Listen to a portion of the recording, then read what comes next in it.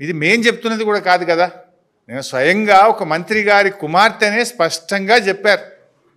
ఏమని చెప్తున్నారు?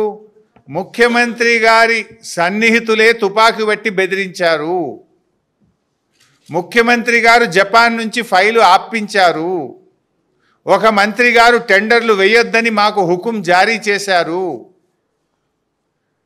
టెండర్ దక్కలేదని డిపార్ట్మెంట్నే మార్చివేసినారు. అంటే మొత్తంగా కూడా ఒక అరాచకం నెలకొన్నది రాష్ట్రంలో. ఇలా ఇంత జరుగుతూ ఉంటే బీజేపీ కేంద్ర ప్రభుత్వం ఎందుకు మౌనంగా ఉందో మాకైతే అర్థమవుతలేదు. ఇప్పుడు ముఖ్యమంత్రి ఆయనే, హోంమంత్రిగా ఆయనే ఉన్నారు. మరి ఇక్కడ విచారణ జరిగే అవకాశం లేదు. ముఖ్యమంత్రే తుపాకీ పంపిండని, ముఖ్యమంత్రి సన్నిహితులే తుపాకీ బట్టి బెదిరిస్తున్నారని, ముఖ్యమంత్రి గారే తన తమ్ముళ్ళ కోసం ఫైళ్లు ఆపారని, సహచర మంత్రే టెండర్లు వేయొద్దని హుకుం జారీ చేశారని చెప్తుంటే దీని మీద విచారణ జరగాలి కదా.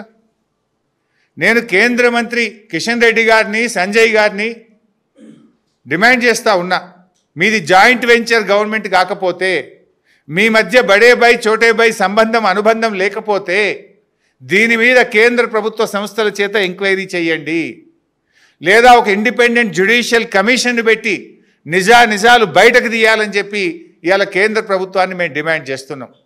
లేదనుకుంటే మీ మధ్య అక్రమ సంబంధం ఉన్నట్టే, లేదనుకుంటే మీరంతా కలిసిమెలిసి ఈ రాష్ట్రాన్ని ఇవాళ దివాలా తీస్తున్నారు, రాష్ట్రాన్ని దోచుకుంటున్నారని రాష్ట్ర ప్రజలు భావించాల్సి ఉంటుంది.